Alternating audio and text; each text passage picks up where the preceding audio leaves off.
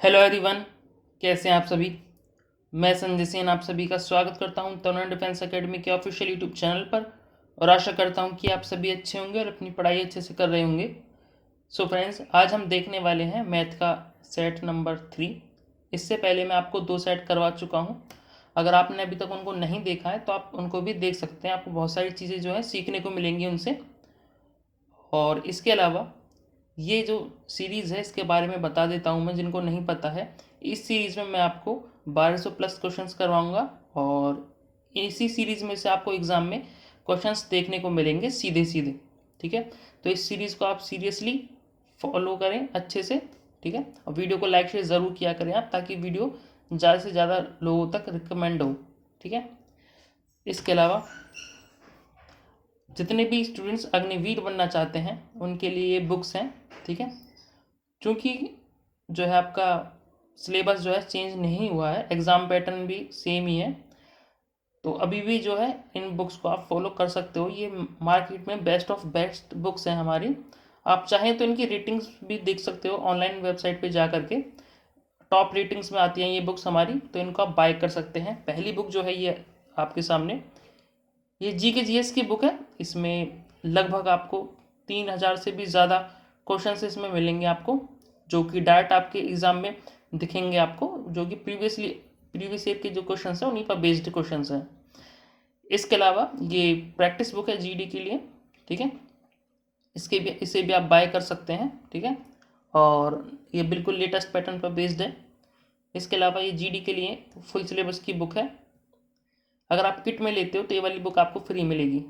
और ये English medium वालों के लिए जीएस की बुक है, इसे भी आप बाय कर सकते हैं अगर आप इंग्लिश मीडियम से हो तो। ठीक है, तो चलिए आगे बढ़ते हैं। अगर आपने अभी तक चैनल को सब्सक्राइब नहीं किया है तो चैनल को ज़रूर सब्सक्राइब ज़रूर कर लीजिए आप। ठीक है, तो अभी हम जो है डायरेक्ट क्वेश्चंस देखेंगे। तो क्वेश्चन नंबर फर्स्ट है आप लोगों के सामने। सबसे पहले क्वेश्चन को आपने खुद से सॉल्व करना है, देन उसके बाद आपको खुद से ट्राई करना है।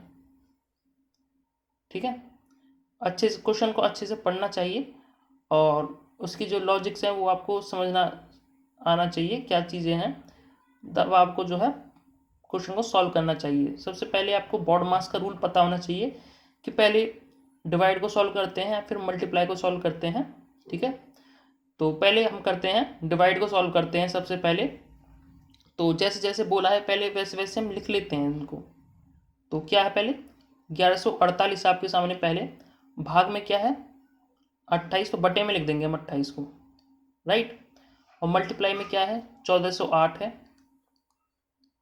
और भाग में क्या है 32। इनको 32 ऐसे कर लीजिए आप। ठीक है, अब इसको काटा पीटी करनी है बस आपको और आपका आंसर यहाँ पे आ जाएगा। तो 14 से काटते हैं इसको, 14 दूनी 28, 14 अट्ठे 112, 14 दूनी 28, तो 2 से 82 कट जाएगा, 41 पड़ जाएगा। और इसे भी आप चाहें तो काट सकते हैं। कैसे काटेंगे आप, 8 से कटेगा कि ये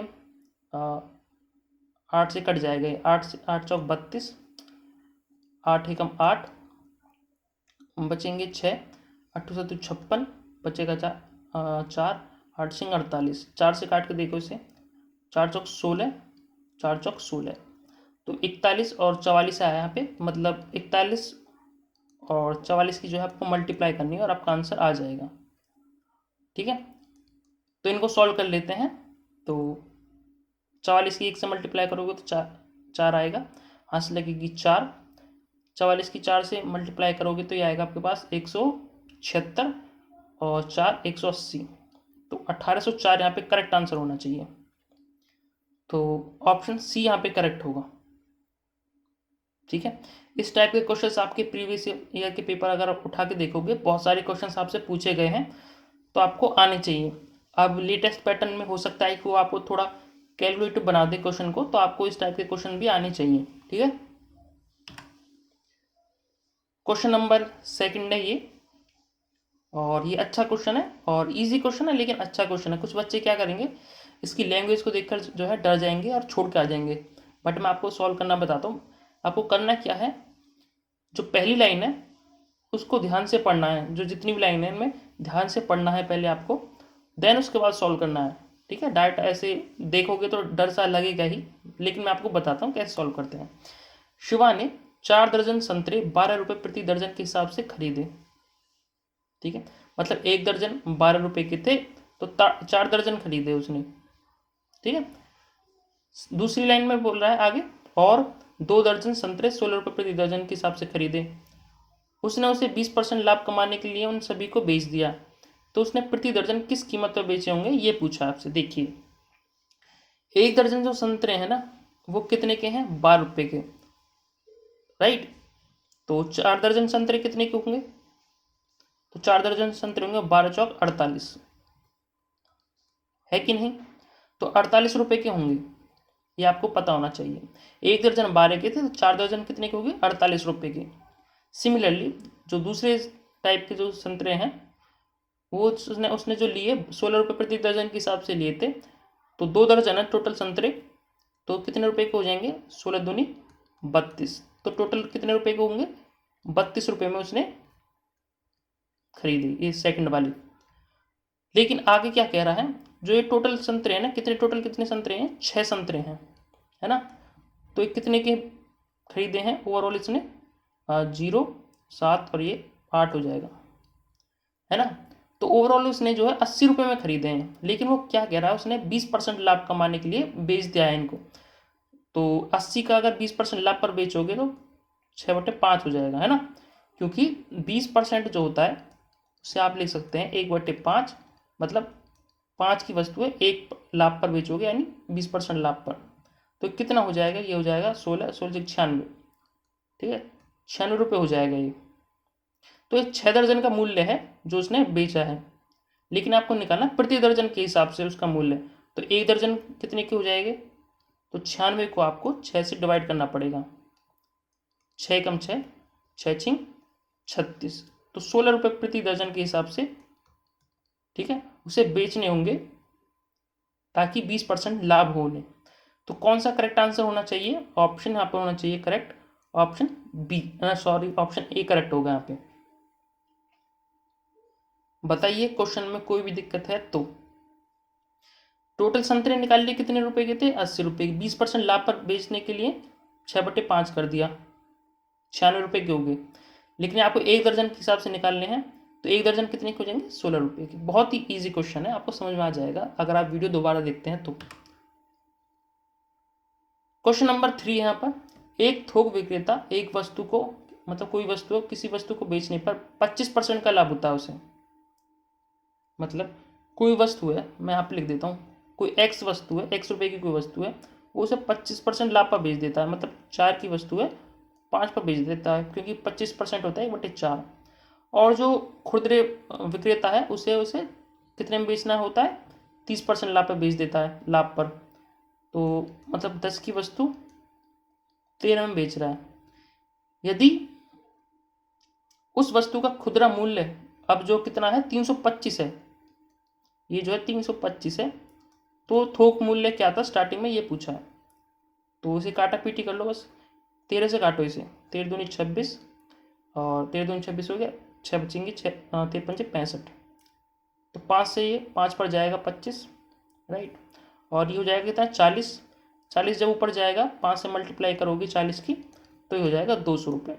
तो स्टार्टिंग जो थोक मूल्य था वो कितना था, 200 रुपये, जिसको उसने 25% लाभ और 30% लाभ पर बेचा है। ठीक है, तो कौन सा करेक्ट आंसर होगा यहाँ पे, ऑप्शन बी करेक्ट होगा। बस आपको लैंग्वेज को समझना होता है और आप क्वेश्चंस को कर पाएंगे। ठीक है, अच्छा क्वेश्चन था। नेक्स्ट देखते हैं, क्वेश्चन नंबर ये है, घन का एक क्वेश्चन है, तो घन बता देता हूँ पहले। घन होता क्या है, बहुत सारे बच्चों को पता नहीं होता। घन होता क्या है, घन एक होता है आपका वर्ग, लेकिन इसकी 3D फॉर्म होती है। एक सेकेंड,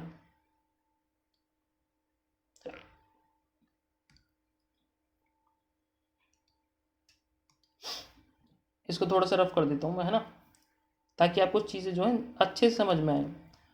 तो घन जो होता है वो वर्ग की 3D फॉर्म होती है। ठीक है, मतलब ऐसे बनता है कुछ कुछ, ठीक है, फिगर थोड़ा सा टेढ़ा बन गया है, अदरवाइज यही होता है ना। मतलब इसी जो सभी भुजाएं होती हैं वो बराबर बराबर होती हैं। ठीक है, मतलब एक भुजा को देखोगे तो वो वर्ग होता है आपका। ठीक है, तो सभी भुजाएं जो होती हैं वर्ग की फॉर्म में ही होती हैं। लेकिन क्या कह रहा है यहाँ पे, एक घन के एक फलक का परिमाप, एक घन का एक फलक का परिमाप क्या होगा, जो वर्ग का परिमाप होगा, एक वर्ग का। तो वर्ग का परिमाप का फॉर्मूला क्या होता है, 4 गुना भुजा, यही तो होता है। बराबर में कितना दिया आपको, 20 सेंटीमीटर। तो भुजा कितनी आ जाएगी, तो भुजा कितनी आ जाएगी यहाँ से, ये आ जाएगी 5 सेंटीमीटर। मतलब अगर एक भुजा 5 सेंटीमीटर है तो सभी भुजा जो है 5-5 सेंटीमीटर की होंगी, ठीक है। लेकिन आयतन पूछा है आपसे, वॉल्यूम पूछा है, वॉल्यूम क्या होगा यहाँ पे, वॉल्यूम क्या होगा, भुजा का क्यूब, भुजा का क्यूब जो होता है यही इसका आंसर होता है। तो 5 का क्यूब क्या होता है, 125, यही इसका आंसर होगा, घन सेंटीमीटर में आएगा। तो कौन सा करेक्ट होगा, ऑप्शन बी करेक्ट होगा यहाँ पे। बहुत ही इजी क्वेश्चन था, बट आपको इसका लॉजिक पता होना चाहिए, अदरवाइज आप इसे भी गलत करके आएंगे। नेक्स्ट क्वेश्चन, एक कमरे की लंबाई 5.5 मीटर और चौड़ाई 3.75 मीटर है। 800 रुपये प्रति वर्ग मीटर की दर से फर्श को स्लैब द्वारा फर्श करने की लागत क्या होगी, बताइए। देखिए, जो कमरा होता है ना, वो आपका एक्चुअली घनाभ की फॉर्म में ही होता है ना। तो घनाभ जो होता है वो, अगर उसकी एक भुजा को देखोगे आप तो आयताकार की फॉर्म में होती है, आयत की फॉर्म में होती है। मतलब इनकी जो आमने सामने एक भुजाएं होती हैं ये बराबर होती हैं, और प्रत्येक जो एंगल होता है आयत का वो 90 डिग्री का होता है, ये भी आपको पता होना चाहिए। इसका जो एरिया का फॉर्मूला होता है, यानी क्षेत्रफल का फॉर्मूला होता है, जो लंबाई गुना चौड़ाई होता है, और परिमाप जो होता है इसका, पेरीमीटर जो होता है, पेरीमीटर को पी से लिख देता हूँ मैं, तो ये होता है पर 2l+b। ये दोनों फॉर्मूले आपको रटे हुए होने चाहिए दोनों, इसी से आपको जो है बहुत सारे क्वेश्चंस पूछ लेता है वो, आपको पता नहीं होता है। तो एक्चुअली ये जो है फर्श है आपका, ठीक है। तो इसका जो है आपको क्षेत्रफल निकालना पड़ेगा, ताकि एक जो वर्ग मीटर है उसका आपका आंसर आ जाए, एक वर्ग मीटर है उसकी वैल्यू जो है आपके पास आ जाए। तो एरिया क्या होगा यहाँ पे, ये होगा 5.5 ये क्या आएगा आपका, ये आ गया आपका एक वर्ग मीटर की दर से, ठीक है।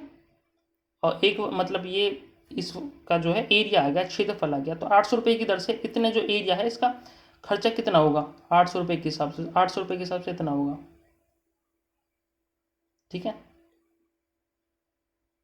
तो इसे सॉल्व करना है आपने, बस इतना से सॉल्व करोगे आपका आंसर आ जाएगा। ये पॉइंट है यहाँ पे, ठीक है, 3.5775 के बट्टे में जीरो ले आओ बेशक आप, तो जीरो से जीरो तो कट ही जाएगी इसकी, है ना।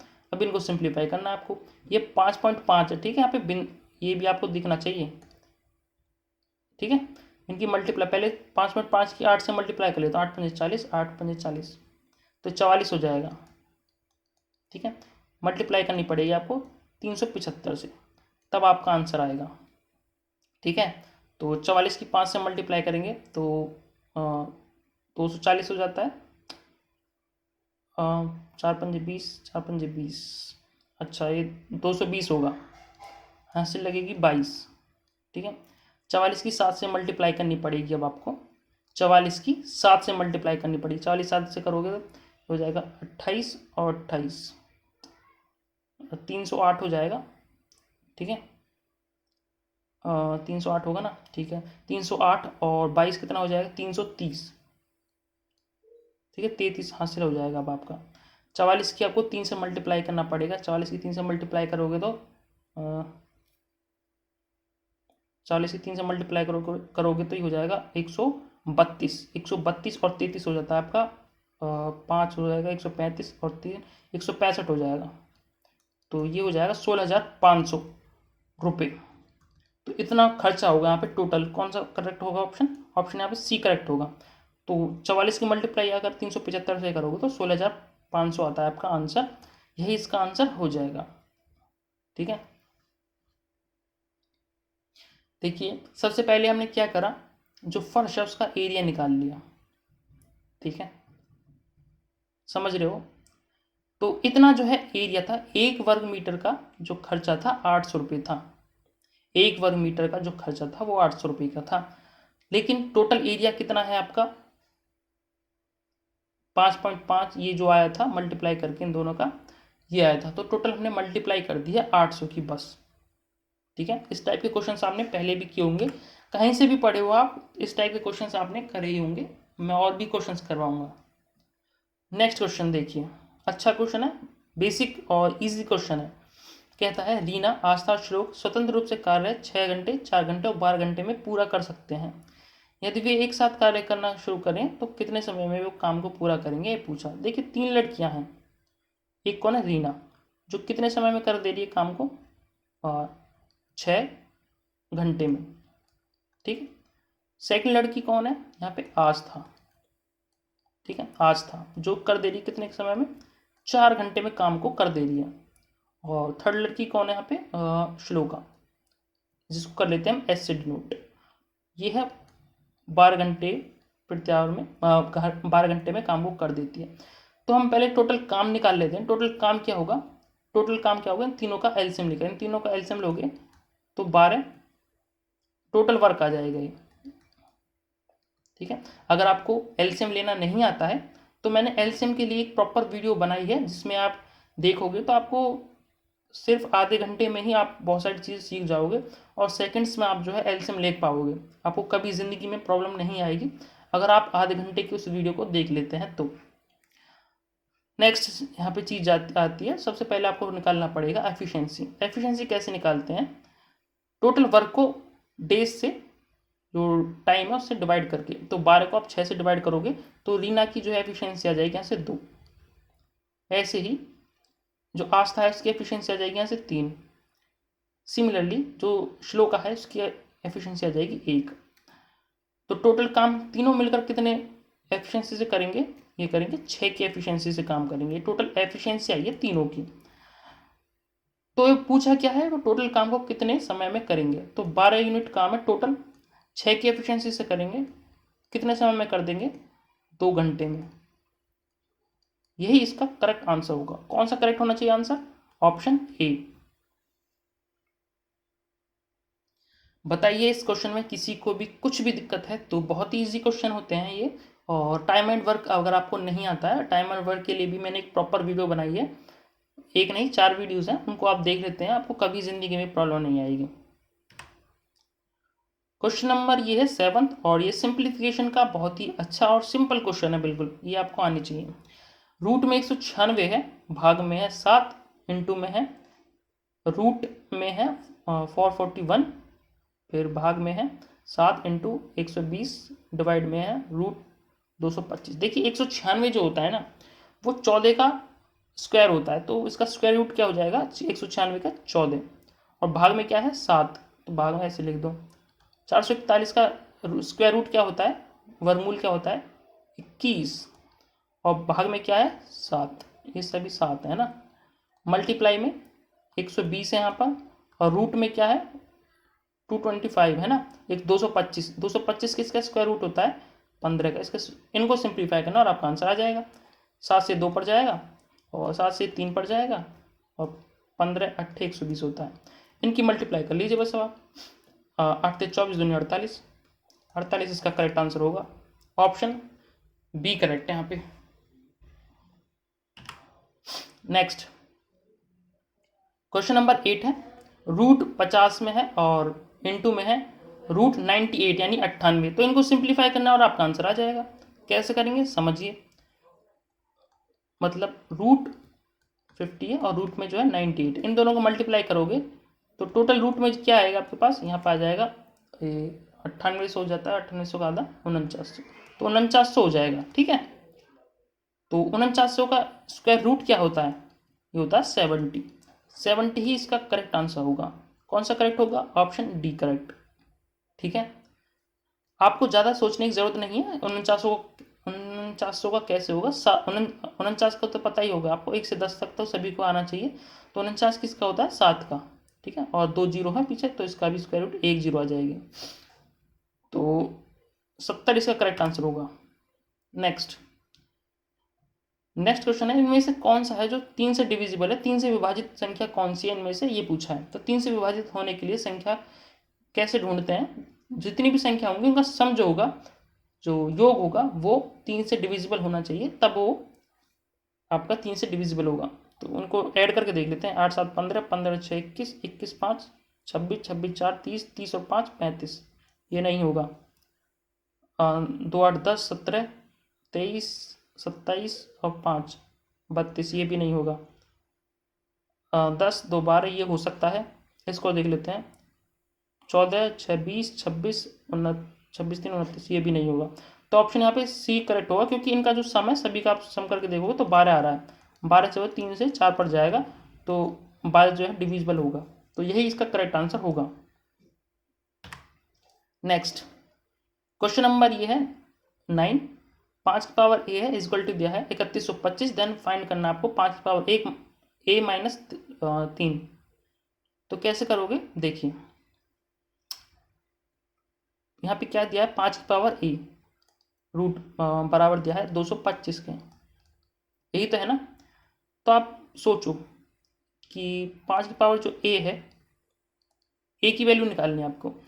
तो इसको कैसे करोगे आप, देखिए 25 का जो स्क्वायर होता है, 25 का स्क्वायर होता है 625, है ना। 25 का जो स्क्वायर होता है वो होता है 625, और 625 की मल्टीप्लाई करते हैं जब 5 से, तो 3125 आता, तो ये हो जाएगा। ठीक है, तो अभी इसको सॉल्व करना पड़ेगा आगे। तो 25 का को कैसे लिख सकते हैं, 25 को लिख सकते हो आप 5 की पावर 2, और ये इसकी भी पावर 2 है, तो 5 की पावर 4 हो जाएगा।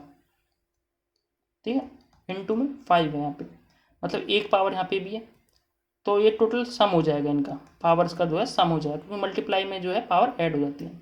क्या कह रहा हूँ समझो, जैसे a इंटू एम है और a इंटू एन लगा लो, तो ये क्या होता है, ये होता है आपका m m a की पावर m प्लस n होता है ये।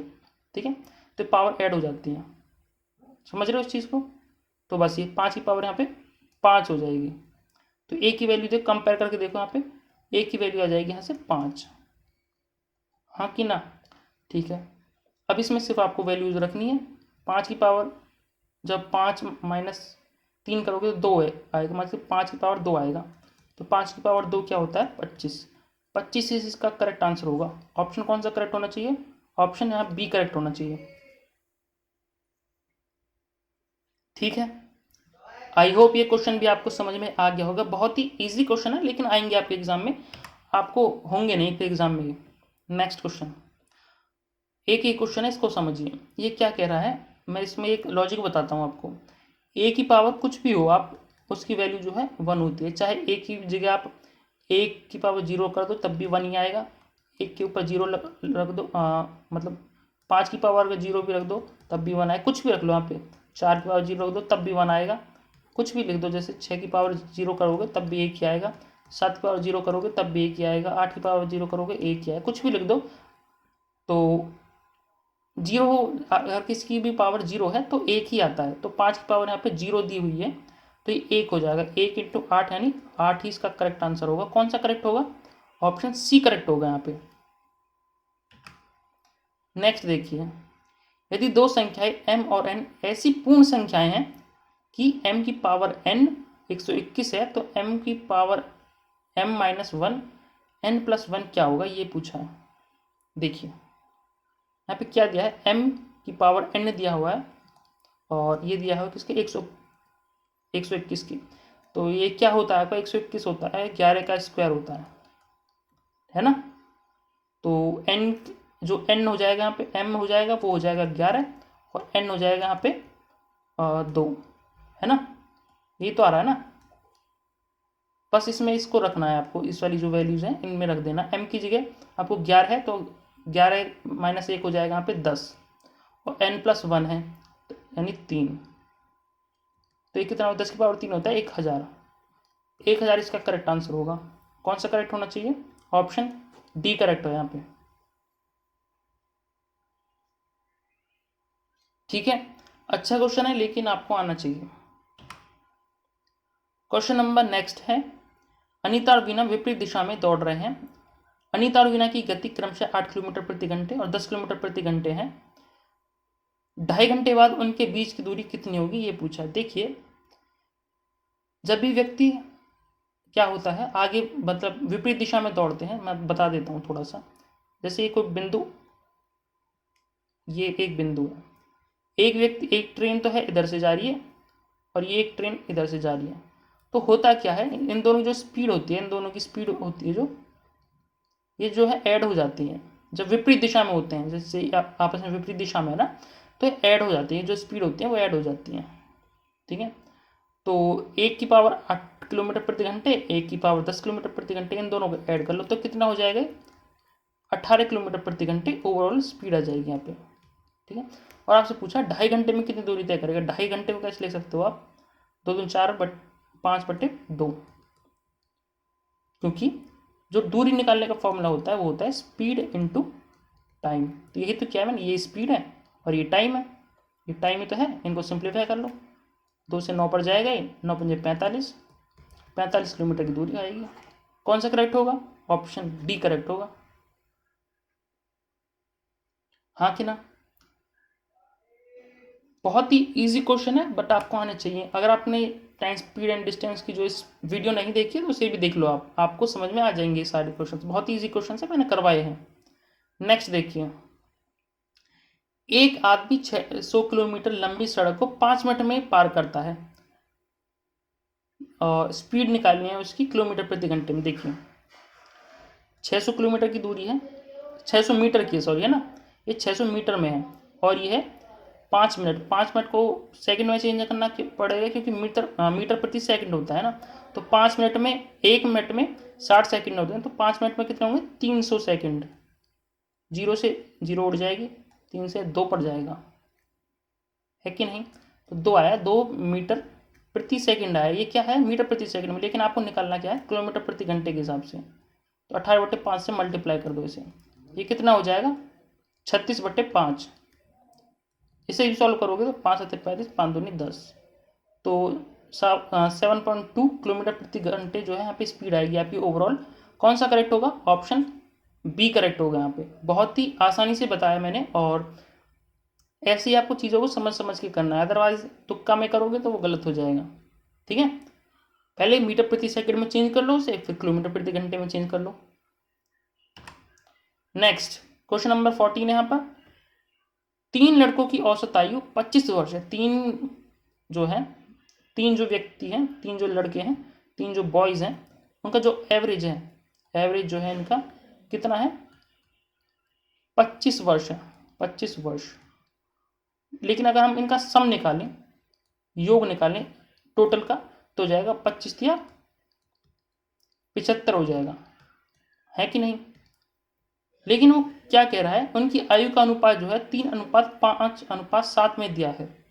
तो सबसे छोटे लड़के की आयु क्या होगी, मतलब 3 यूनिट की वैल्यू निकाल लें, मतलब 3 और 5 और 7 कितना होता है, ये होता है 15 यूनिट। ठीक है, 15 यूनिट की जो वैल्यू है ना, वो कितनी दी हुई है, 75 के बराबर दी हुई है, 75 वर्ष के। लेकिन आपको निकालना है सबसे छोटे वाले की, सबसे छोटा वाला कौन सा है, 3 यूनिट, इसकी वैल्यू निकालनी है। आप क्या करो, 5 से डिवाइड करो दोनों तरफ, तो 5 से 3 हो जाएगा यहाँ पे, 5 से काटोगे तो 5 एकम 5, 5 मुझे 25, तो 15 वर्ष यहाँ पे करेक्ट आंसर होगा। सबसे छोटे जो व्यक्ति है उसकी आयु हो जाएगी 15 वर्ष। 15 यूनिट की वैल्यू 75 है, 3 यूनिट की कितनी हो जाएगी, 15 वर्ष। ठीक है, तो ऐसे निकालना होता है आपको। ठीक है, इस टाइप के क्वेश्चन आपसे बहुत पूछे गए हैं, तो आपको पता होना चाहिए, और खासकर क्लर्क के एग्ज़ाम में ये बहुत ज़्यादा पूछे जाते हैं, और एयरफोर्स के एग्ज़ाम में भी बहुत ज़्यादा पूछे जाते हैं इस टाइप के क्वेश्चन, तो आपको आने चाहिए, आर्मी में तो आते ही हैं। नेक्स्ट, एक मिश्रण में चाशनी और पानी का अनुपात कितना है, 3:5। जो चाशनी है, चाशनी को लिख देता हूँ मैं C, और जो वाटर है इसको लिख देता हूँ W। इन दोनों का जो अनुपात है ना, वो कितना दिया, 3:1 में। अभी कह रहा है, तो इस मिश्रण में चाशनी का अनुपात कितना है, जो चाशनी है ये कितनी है, तो टोटल कितनी है, टोटल है 4, तो टोटल है 4, और चीनी कितनी है 3, सॉरी चाशनी जो है 3, लेकिन आपको निकालना प्रतिशत में कितनी है, तो मल्टीप्लाई कर दो आप 100 से। 4 से 75, 4 से जाएगा 25 पर, तो ये हो जाएगा 25 या 75%। यहाँ पे करेक्ट आंसर कौन सा करेक्ट होगा? ऑप्शन सी करेक्ट होगा। सिर्फ इसमें ये पूछा आपसे कि चाशनी उसमें कितनी है, तो चाशनी देखिए कितनी है, 3 यूनिट। टोटल कितनी है? 4 यूनिट। 3 जो है 4 का कितना प्रतिशत है ये पूछा आपसे, तो ये 75% होता है। अगर ऐसे भी आपको नहीं चेक करना आता तो 75% को आप कैसे लिख सकते हो? देखो सॉल्व करके देखो, 75/100 करना पड़ेगा। इसको भी सॉल्व करोगे, 25 दिया 25 चौका, तो 3/4 ही आता है ना। तो यही पूछा था आपसे, तो 75% ही इसका करेक्ट आंसर होगा। आप बिना पेन उठाए भी इस टाइप के क्वेश्चंस को कर सकते हैं, आपको कोई भी दिक्कत नहीं आएगी। नेक्स्ट 3024 है का 5/4, जो 3, ये सिंप्लीफिकेशन का क्वेश्चन है ये, ठीक है। ये सिंप्लीफिकेशन का क्वेश्चन है और आसान क्वेश्चन है, इसको आपको आना चाहिए, मैं आपको बता देता हूँ। तो 3024 का 5/4, और 5/4 तो निकालना ही है, और एक और निकालना है आपको, मैं बता देता हूँ आपको।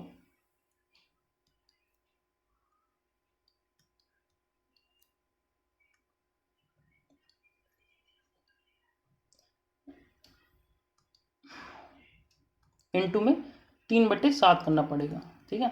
इसको काटा पीटी कर लो आप, 4 से काट लो बेशक, 4 सत्ते 28 और बचेगा 2, 4 पंज 20, 4 6 24, ये कट गया। 7 से भी काटो इसे, 7 एकम 7, 7 अट्ठू 56, ना जाने की 0 आएगी, तो ये हो जाएगा 108 मल्टीप्लाई 5 दिया 15। इन दोनों की मल्टीप्लाई करनी है आपको, 15 अट्ठे 120 हो जाएगा, 2 हंसी लगेगी, 15 का 15 16, 1620 इसका करेक्ट आंसर होना चाहिए। ऑप्शन सी करेक्ट होगा यहाँ पे, ओके। अदरवाइज आप जो है यूनिट डिजिट से भी इसे चेक कर पाएंगे, ठीक है, और अप्रोक्सीमेशन से भी इसे आप कर सकते हैं चाहे तो, बिना पेन उठाए। नेक्स्ट क्वेश्चन है, देखिए, अर्धवार्षिक तय 6% वर्ष की 6 प्रति वर्ष की मामूली दर के अनुरूप भावी वार्षिक दर क्या होगी? तो अर्धवार्षिक तौर पर पूछा है। अगर हम इसे देखिए, इस क्वेश्चन में थोड़ा सा क्लियर नहीं किया गया है ना, क्योंकि देखिए अगर साधारण ब्याज की पूछें, साधारण ब्याज कितना होगा टोटल, तो साधारण ब्याज जो होगा, क्योंकि 6% तो हो जाएगा आधा, 3% हो जाएगा आधे आधे वर्ष के लिए, तो अगर साधारण ब्याज देखोगे तो ये 6% ही हो जाएगा यहाँ पे, क्योंकि 3% ही हो जाएगा ना, हर साल तो बराबर बराबर ही मतलब बराबर बराबर ही होता है, मतलब 6 वर्ष के लिए 3% होगा, तो अगले 6 महीने के लिए जो हो जाएगा 3, तो टोटल जो है 6% ही हो जाएगा। लेकिन यहाँ पे शायद CI पूछा होगा, चक्रवृद्धि ब्याज पूछा होगा, तो 3% के हिसाब से देखा जाएगा, तो 3 + 3 और प्लस 3 × 3 बटे में 100 करना पड़ेगा, तब आएगा ये, तो ये हो जाएगा 6.9, तो 6.09% होगा। तो इसमें से शायद ये वाला पूछा होगा चक्रवृद्धि ब्याज, तो 6.09 यहाँ पे करेक्ट आंसर होगा, ऑप्शन सी करेक्ट है यहाँ पे, ठीक है। अगर साधारण ब्याज पूछते तो वही आ जाता, उसमें कोई चेंज नहीं आता आपका। नेक्स्ट क्वेश्चन नंबर यहाँ पे 18 है, और 18 नंबर क्वेश्चन में क्या कह रहा है, 8 व्यक्ति हैं कोई, 8 व्यक्तियों में से 4 व्यक्तियों की समिति को कितने प्रकार से चुना जा सकता है? अच्छा, देखिए इस टाइप के क्वेश्चंस का एक फॉर्मूला होता है, मैं आपको बता देता हूँ। और जैसे c⁻8 और ये 4 होता है, तो इसको कैसे लिख सकते हैं, जो 8 होता है उसको डिक्रीजिंग ऑर्डर में लिखना होता है, जैसे 8 7 6 के बाद क्या आता है 5, तो यहाँ तक ये जब तक लिखना जब तक 4 ना आए, ऐसे ही 4 को जब तक 0 ना हो जाए, 4 3 2 1, इसे सॉल्व कर लो और आपका आंसर आ जाएगा। 4 से 2 कट जाएगा और 3 दूनी 6 हो जाएगा, 3 6 से 6 कट ही जाएगा, तो 7 पंजे 35 दूनी 70 यहाँ पे करेक्ट आंसर होगा, ठीक है। ऑप्शन यहाँ पे सी करेक्ट है, ओके। नेक्स्ट, ये भी एक सिंप्लीफिकेशन का ही क्वेश्चन है, करके दिखाइए ज़रा, कौन करके दिखाएगा इस क्वेश्चन को? तो करते हैं, चलिए मैं ही करता हूँ, तुम नहीं करोगे,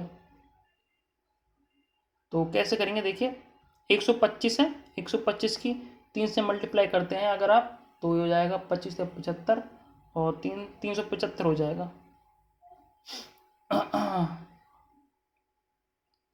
375 हो जाएगा, ये हो जाएगा 171। और ये इसका स्क्वायर रूट निकालोगे अगर आप, किसका, देखिए 3249 का अगर आप स्क्वायर रूट निकालोगे ना, तो क्या आएगा, जो 9 होता है इसके 2 स्क्वायर होते हैं, किस किस का होता है, तो 7 का होता है, एक 3 का होता है। तो स्क्वायर रूट निकालने, तो लास्ट की दोनों संख्याएं हैं, इनमें से लास्ट की 2 संख्या को उड़ा दो आप। और ये जो है किसके आसपास का स्क्वायर है, ये है 5 के, ये 5 हो जाएगा, यहाँ पे 5 कर लो। कौन सा इनमें से सही आंसर होगा, जो छोटा वाला होगा, ठीक है। तो इनमें से जो 53 है यही छोटा है यहाँ पे, है ना। तो एक बार मैं देख लेता हूँ। तो 55 का स्क्वायर जो होता है वो होता है 25, 5 × 30, है ना। तो 57 होगा इसका करेक्ट, ठीक है, क्योंकि 55 का तो यहाँ पे 3025 ही आ रहा है, तो ये तो बड़ा ही है इसका, तो 57 आएगा इसका। तो भाग में है तो बट्टे में 57 करना पड़ेगा यहाँ पे। बराबर में जो है क्वेश्चन मार्क, यहाँ पे क्वेश्चन मार्क की जगह एक्स लगा देता हूँ मैं। प्लस में है 550, इसको सॉल्व कर लो। 19 से 57, 19 नम्मा 171, 3 से काट कर देख लो से 3 तिया, है ना। 3 की 375 से करोगे तो 5 ते 15, हंसी लगी 3 7 21 और 1 22, हंसी लगेगी 2, 3 ते 9 और 2 11।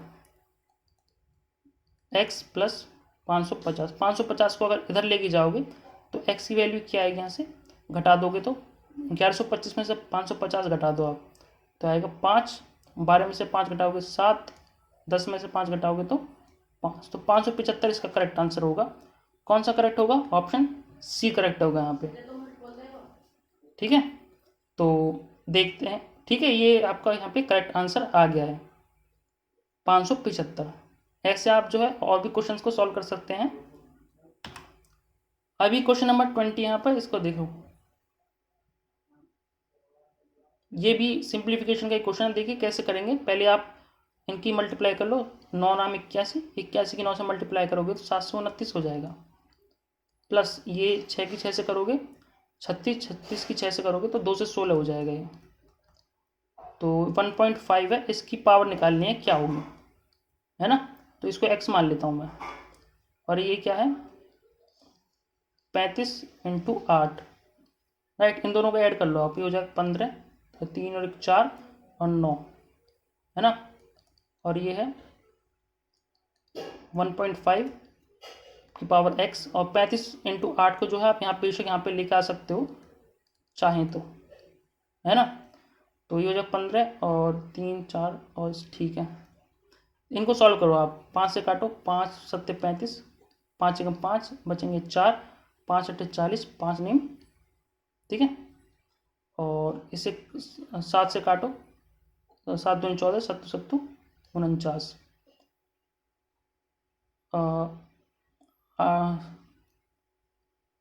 49, एक सेकंड, 7 2 14, बचेंगे 4, 7 7 7 आएगा यहाँ पे, ठीक है। तो ये क्या आया है आपके पास, 27/8 बराबर में 15, 1.5 की पावर x। तो 1.5 को क्या लिख सकते हैं आप, ये लिख सकते हैं, पॉइंट को हटाकर बट्टी में 10 लगाओगे तो इनको भी अगर आप सिंप्लीफाई करोगे तो ये हो जाएगा आपके पास यहाँ पे, क्योंकि पावर भी है ना, इनको सॉल्व करना पड़ेगा आपको। 5 दिया 5 दूनी, राइट। तो 3 की किसकी पावर पर जो है 27 होता है, 3 पावर पर। ये कितनी पावर पर होता है, 3 की पावर पर, है ना। 2 की पावर 3 करोगे तो 8 आएगा, 3 की पावर 3 करोगे तो 8 आएगा। तो यहाँ पे x की पावर, x की जो वैल्यू आएगी वो आएगी 3। तो कौन सा करेक्ट होगा यहाँ पे आंसर, ऑप्शन बी करेक्ट होगा यहाँ पे, ठीक है। आई होप ये भी क्वेश्चन आपको समझ में आ गया होगा, ठीक है। तो ये मैंने क्वेश्चंस लिए थे 20 क्वेश्चंस, आई होप आपको ये समझ में आए होंगे, मैंने फटाफट से आपको बता दिए, ठीक है। तो बाकी जो क्वेश्चंस होंगे वो हम कल देखेंगे, ठीक है। तो आज के लिए बस इतना ही, ओके, थैंक यू, बाय दोस्तों, कल मिलते हैं नेक्स्ट वीडियो के साथ।